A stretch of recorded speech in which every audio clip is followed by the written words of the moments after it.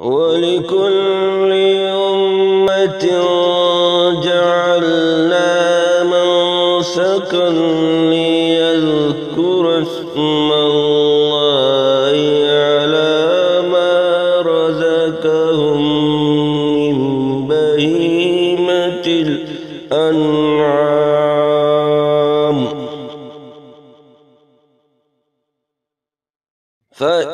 فإلهكم إله واحد فله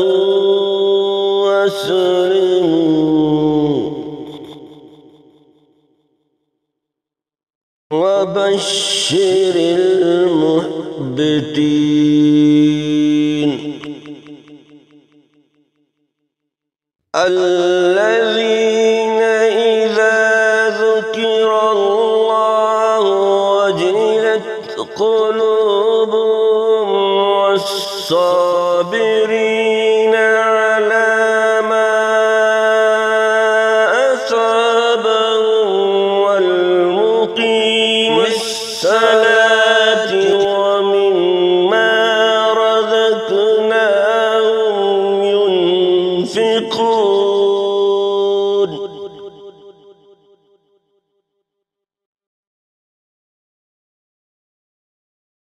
والبدن جعلنا لكم من شعائر الله لكم فيها خير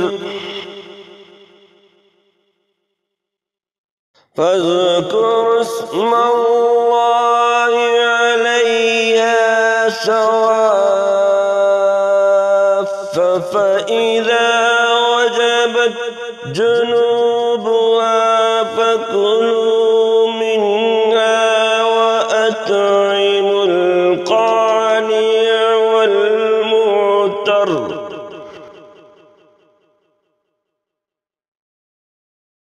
كذلك سخرنا لكم لعلكم تشكرون لن ينال الله لحومها ولا دماؤها ولكن يناله التقوى منكم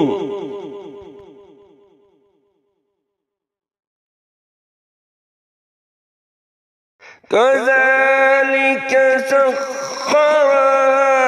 لكم لتكبروا الله على ما هداكم وبشر المحسنين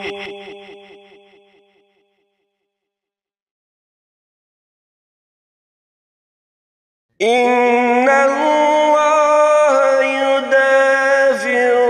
عن الذين آمنوا